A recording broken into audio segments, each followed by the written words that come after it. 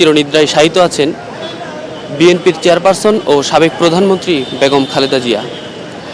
সকাল থেকেই এখানে নেতাকর্মীদের বেশ ভিড় আমরা দেখতে পাচ্ছি। আজ তার দাফনের ঠিক দ্বিতীয় দিন।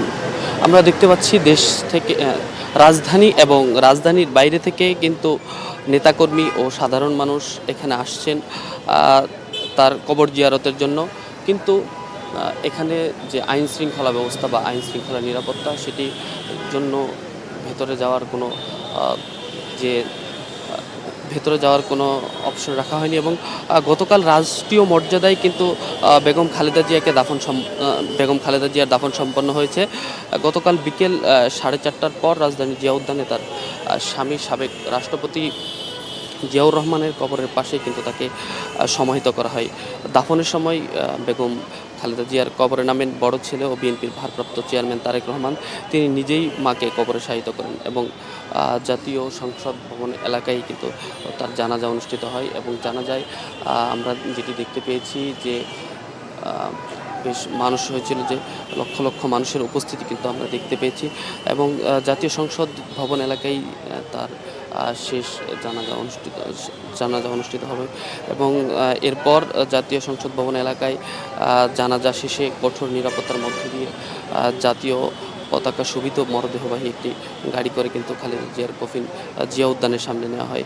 জিয়া উদ্যানের প্রবেশপথে খালেদা জিয়ার মরদেহ গাড়িটি থামে এবং এরপর খালেদা জিয়ার কফিন কাঁধে সমাধিস্থলে নিয়ে যান সশস্ত্র বাহিনীর সদস্যরা এবং আমরা যেটি দেখেছি তখন তারেক রহমান সহ পরিবারের অন্য সদস্যরা কিন্তু কফিনের ঠিক পেছনে ছিলেন এবং কফিন জাতীয় পতাকা মোড়ানো ছিল। আমরা দেখছি যে রাজধানীর পাশাপাশি কিন্তু দেশের বিভিন্ন জেলা থেকেও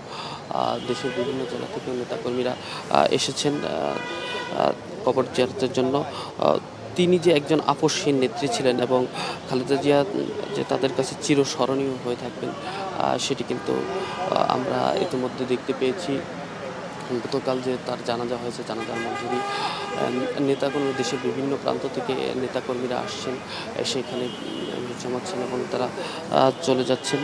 আমরা এর সাথে আরও একটি জিনিস দেখতে পেয়েছি, এদিকে পুরো কবরস্থান এলাকা জুড়ে কিন্তু আইন শৃঙ্খলা বাহিনীর যে কড়া নিরাপত্তা সেটি কিন্তু আমরা দেখেছি। কোনো ধরনের বিশৃঙ্খলা এড়াতে প্রবেশপথে তল্লাশি এবং নিয়ন্ত্রিতভাবে মানুষ কিন্তু আসা যাওয়া করছে এবং আমরা যেটি দেখতে পেয়েছি যে সকাল থেকেই দেশের যে বিভিন্ন এলাকা রয়েছে, জেলা উপজেলা, তাদের যে বিএনপির যে অঙ্গ সংগঠন রয়েছে, জাতীয়তাবাদী ছাত্রদল, যুবদল থেকে শুরু করে বিভিন্ন দলের নেতাকর্মীরা কিন্তু এখানে আসছেন, দেখছেন এবং চলে যাচ্ছেন এবং আমরা এর সাথে আরও দেখতে পেয়েছি পুরো কবরস্থান এলাকা জুড়েই কিন্তু আইন শৃঙ্খলার বেশ কঠোর নিরাপত্তা বেষ্টনী কিন্তু রয়েছে।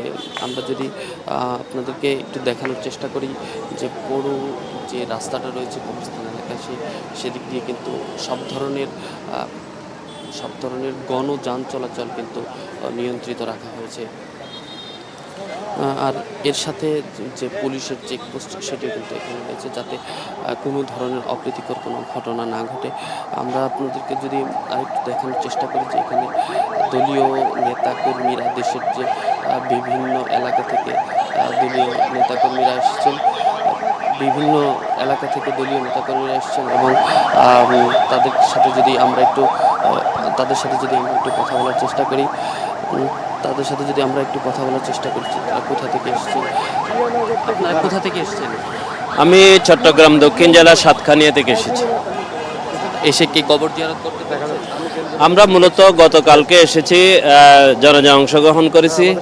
এরপর যেহেতু বেগম খালেদা জিয়া আমাদের জীবনের সাথে, রক্তের সাথে একেবারে মিশে গেছে, তাই কোনো অবস্থাতে এখান থেকে যেতে পারতেছি না। তাই ভাবলাম সকালে এসে কবর জিয়ারত করে রওনা দেব, ব্যাক করব। ধন্যবাদ আপনাকে। তো আমরা যেটি দেখতে পেলাম দেশের বিভিন্ন প্রান্ত থেকে চট্টগ্রাম থেকে শুরু করে আমরা যেটি দেখতে পেয়েছি পঞ্চগড়, চট্টগ্রাম এবং দেশের বিভিন্ন জেলা উপজেলা থেকে কিন্তু নেতাকর্মীরা এসেছেন। নেতাকর্মীরা এসে কবর জিয়ারতের জন্য কিন্তু এখানে অপেক্ষা করছেন, কিন্তু আইন শৃঙ্খলা বাহিনীর যে বেষ্টনী সেটি দিয়ে কিন্তু এখানে নিয়ন্ত্রিত রাখা হয়েছে, কারণ যাতে কোনো ধরনের অপ্রীতিকর ঘটনা না ঘটে। আমরা যেটি দেখতে পেয়েছি গতকাল কিন্তু বেগম জিয়াকে রাষ্ট্রীয় মর্যাদায় এখানেই দাফন করা হয়েছে। এই ছিল আমার কাছে রাজধানীর জিয়া উদ্যান থেকে সবশেষ।